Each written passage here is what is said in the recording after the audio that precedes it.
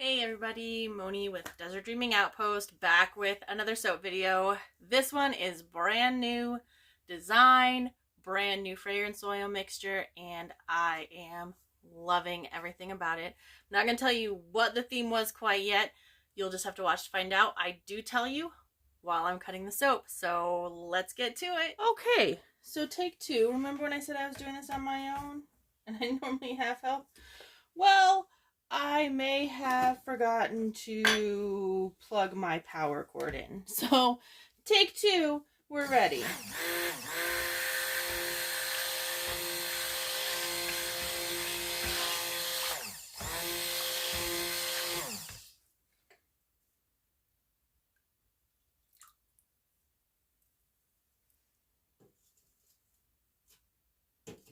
Alright, so now we'll get the kaolin clay mixed in with the oil and lye.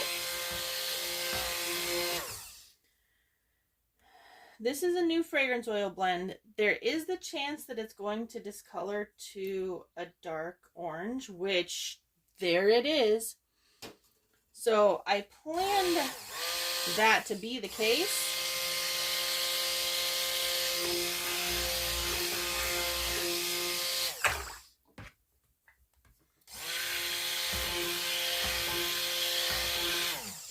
Now the one that discolors is only a third of the total fragrance, or no, a fourth of the total fragrance oil. So there's a chance that we might be okay. But I do have it planned that it could very well darken up. And I'll just be ready for that as what's going to potentially happen.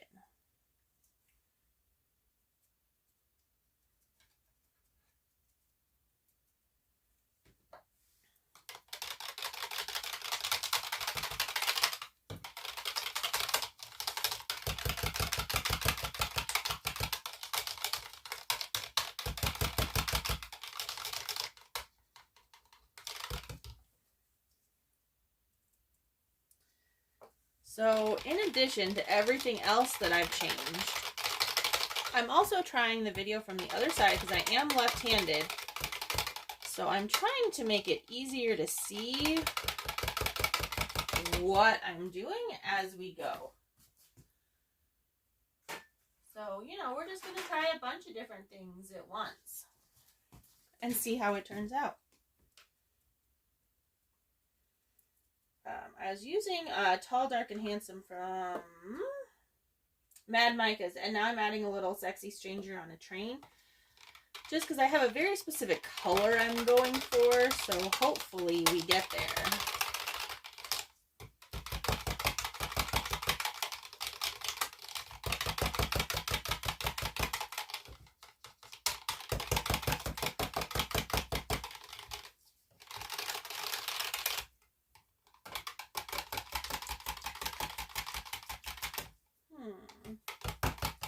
Pretty happy with that. Now this is already getting more yellow. You see that? So I'm just going to play to those colors, planning that I thought most likely that's what's going to happen. So I'm just using some Super Sparkle Rose Gold and King Tut from Mad Micas. I don't just use Mad Micas. I have several companies that I love for my mica powders, but it just so happens that for this one, all of their colors just happen to line up for me.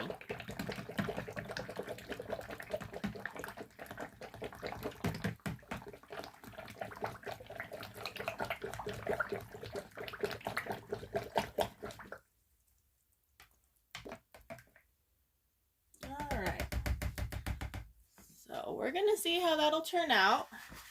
Like I said, you guys are watching along with me. This is the first time I've ever made this.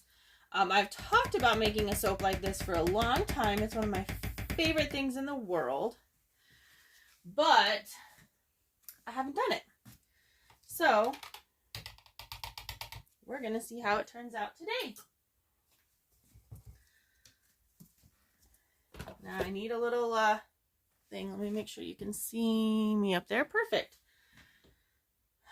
So, using my brand new Brambleberry mold. I haven't even put Sharpie on it yet. I'm so excited about it.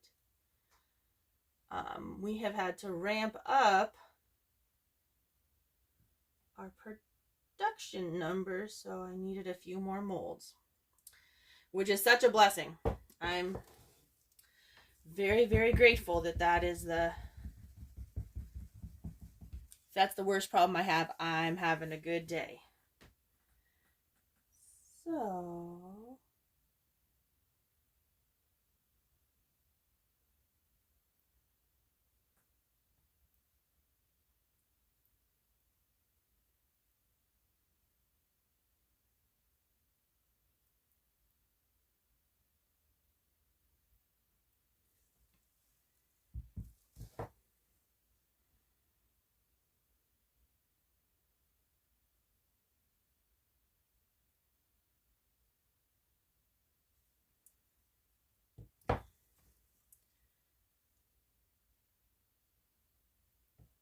this is pretty much how all my soap course goes. I don't do a lot of angled soaps. Of course, my Baby Got Bubbles, my Dive Flag soap, which is one of my all-time favorites because I've been a diver since I was 12. And then I just did that Grand Prismatic soap with all angled layers, and I absolutely love how that turned out. I just think that turned out so beautifully. All right. Anybody ever told you soap making is a clean process? I will watch their videos to learn how to make mine cleaner, because mine is definitely a little bloopy sometimes. So there's that. I'll put that in my safe spot. I always have all of my stuff that I've used that's going to have raw lye in the safe spot to try and make sure that we don't have any worries. Looks like I'm going to have a little bit of a rounded top soap. Nothing wrong with that.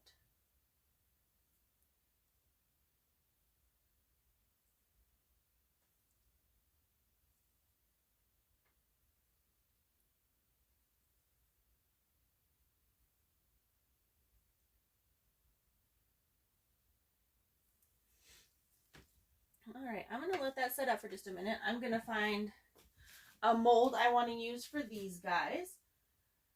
And as always, if you followed me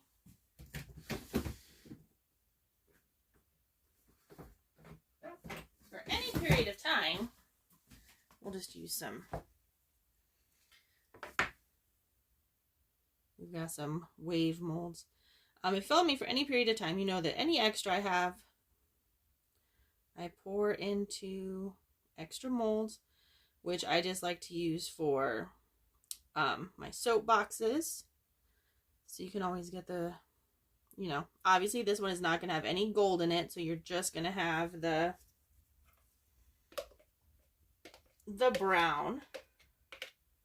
But you get to try a soap that you might love the scent of, or that you might not have, you know, been able to try before.